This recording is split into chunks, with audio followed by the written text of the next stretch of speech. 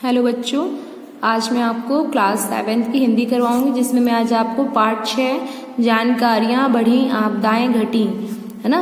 जैसे ये एक संकलित है, इसमें हमें प्राकृतिक द्वारा आपदाओं की जानकारी के बारे में बताते हुए और उनके निदान के ज्ञान के बारे में बताया गया है। इसमें कुछ संवाद है, उनकी आपस में बातचीत है। वो जैसे राकेश, सुरेंद्र, है ना, ये आपस में बात कर रहे हैं, तो इनके जो वार्तालाप कर रहे हैं उनको मैं पढ़ती हूँ, आप ध्यान से सुनना और फिर समझना। राकेश, माँ जल्दी नाश्ता बना दो, 8 बज गए हैं। माँ राकेश के पिता की ओर देखती है। सुरेंद्र, राकेश बेटा कहाँ जाने की तैयारी हो रही है? राकेश, आज मैं अपने मित्रगणों के साथ नदी किनारे पिकनिक मनाने जा रहा हूँ। सुरेंद्र, आज पिकनिक पर जाना मुझे तो उचित नहीं लगता।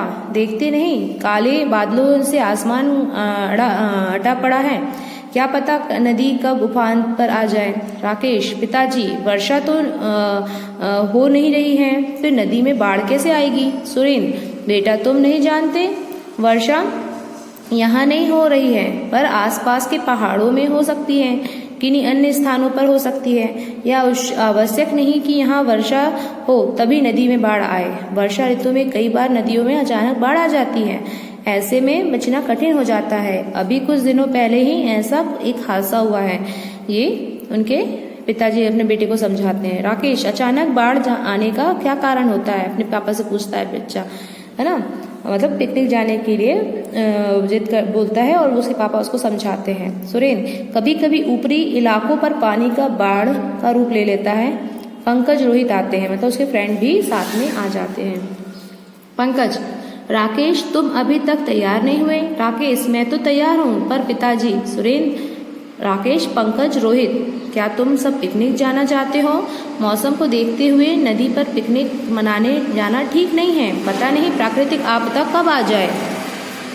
रोहित, यह प्राकृतिक आपदा क्या होती है? मतलब प्राकृतिक आपदा क्या होती है, ये पूछते हैं रोहित। सुरेंद्र, मैं समझाता हूँ, आओ यहाँ बैठो। प्राकृतिक आपदा का अर्थ प्रकृति में अचानक होने वाले विध्वंसकारी घटनाओं से है, जिससे धन जन की व्यापक हानि होती है तथा संकट की स्थिति उत्पन्न हो जाती है। रोहित, ऐसा कौन कौन सी प्राकृतिक आपदाएं होती हैं? सुरेंद्र, बाढ़, सूखा, ज्वालामुखी, भूकंप, चक्रवात, मृदा अपरदन आदि कई प्राकृतिक आपदाएं हैं। राकेश, पिताजी बाढ़ तो भारत के पूर्वी क्षेत्र में ही अधिक आती है, यह बाढ़ कैसे आती है? सुरेंद्र, बाढ़ का संबंध वर्षा से है, इसी प्रदेश की वर्षा अधिक मात्रा में होती है तो नदियां उफरने लगती हैं। बाढ़ का मुख्य कारण प्रकृति ही है, लेकिन साथ ही मनुष्य में क्रियाकलाप भी जिम्मेदार है। कहने का मतलब जो वर्षा अधिक होने से बाढ़ होती है, और इसकी कारण क्या है? मुख्य कारण प्राकृतिक के अपन जो छेड़छाड़ करते हैं उनमें आपदा जो आती है वही है। पंकज, मतलब मनुष्य के द्वारा ही ये आपदाएं भयानक रूप धारण करती हैं। पंकज, प्राकृतिक और मनुष्य जिम्मेदार कैसे हैं?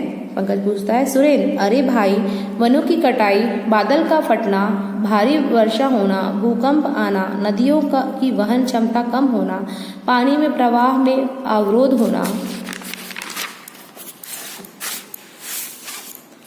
आदि सभी कारण प्राकृतिक और मनुष्य से ही जुड़े हैं। रोहित, पर पिताजी बाढ़ से होने वाले नुकसान को रोकने के लिए कुछ उपाय भी तो किए जाते होंगे। सुरेंद्र, बाढ़ से होने वाले नुकसान को रोकने के लिए सब मिलाकर प्रयास करते हैं। सरकार भी कई कार्य करती है, सभी लोग कार्य करते हैं। जैसे जल की बहाव में कमी करने के लिए वन लगाना, क्या करना चाहिए? वन लगाना चाहिए, पेड़ पौधे, है ना।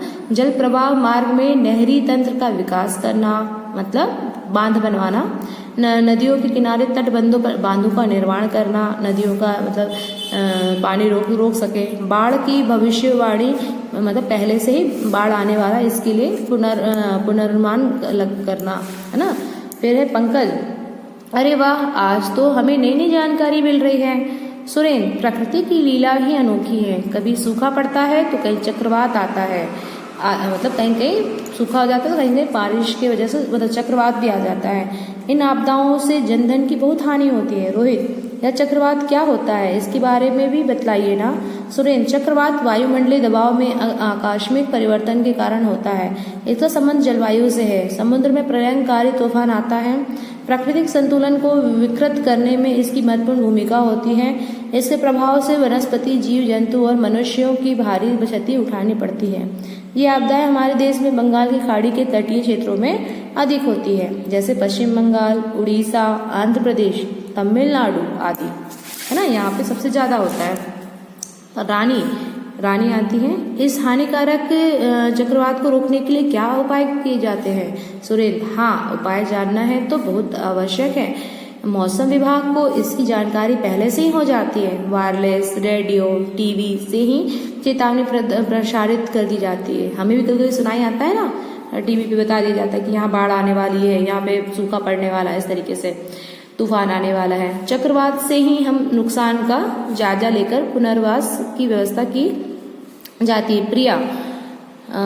प्रिया बोलती है, इन आपदाओं की जानकारी मात्र से ही भय लगता है। रोहित, अच्छा चाचा, ये बताइए कि चक्रवात किस मौसम में आते हैं? सुरेंद्र, प्राय चक्रवात गर्मी के मौसम में आते हैं। प्रिया, इसका मतलब बाढ़ वर्षा की भीगे मौसम में और चक्रवात गर्मी के सूखे मौसम में। रोहित बीच में ही बात काट देता है। सूखे से मुझे याद आया कि सूखा भी तो एक प्राकृतिक आपदा है, इसके बारे में भी बतलाइए ना। सुरेंद्र, किसी भी भूभाग में जब वर्षा की संभावना ना हो अथवा वर्षा ना हुई हो तो वहां सूखा पड़ जाता है ना।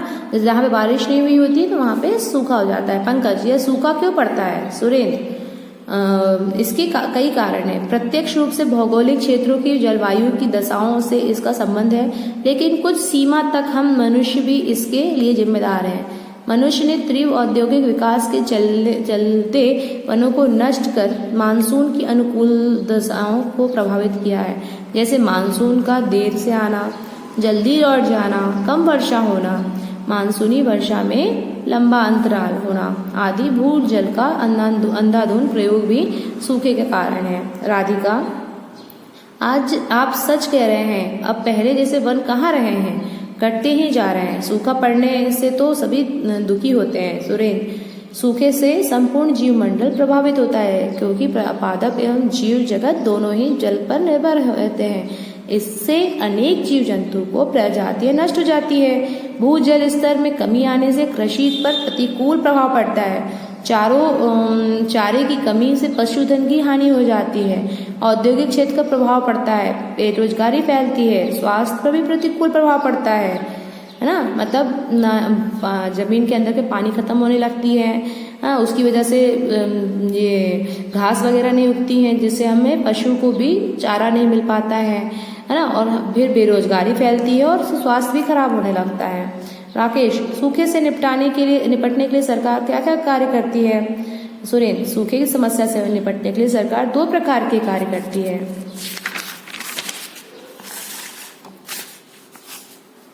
पहला तो सूखे के कारणों का पता लगाना और दूसरा सूखाग्रस्त क्षेत्रों में राहत कार्य करवाना, है ना। जहाँ पे ऐसा होता है सूखा पड़ता है वहाँ पे राहत कार्य पहुँचाती है। सूखे से राहत पहुँचाने के लिए सूखाग्रस्त क्षेत्रों को दौरा कर मतलब वहाँ जाकर देखने के बाद कई कार्यक्रम आयोजित किए जाते हैं, जैसे रोजगार प्रदान करने के लिए सामुदायिक विकास कार्यक्रम, अकाल राहत कार्यक्रम, मरु विकास कार्यक्रम, जवाहर रोजगार योजना, स्वर्ण जयंती ग्राम योजना, स्वराज योजना, काम के बदले अनाज कार्यक्रम आदि। रोहित, यह राहत कहाँ से मिलती है? सुरेंद्र, केंद्र एवं राज्य सरकार द्वारा। राकेश, यह राहत किस रूप में पहुंचाई जाती है? सुरेंद्र, खाद्यान्न व रोजगार के रूप में, मतलब खाने की चीजें और रोजगार के रूप में। पंकज, अब हमें बहुत सी नई जानकारियां मिली। सब सच में लोग प्राकृतिक आपदाओं के कारण उनसे बचने के उपायों को जान ले तो आपदा प्रबंधन व्यवस्था का लाभ उठा सकते हैं। सुरेंद्र, बातों में बहुत समय हो गया। हाँ, तुम लोग पिकनिक मनाने कहाँ जा रहे हो? पूछते हैं वो अपने बच्चों से।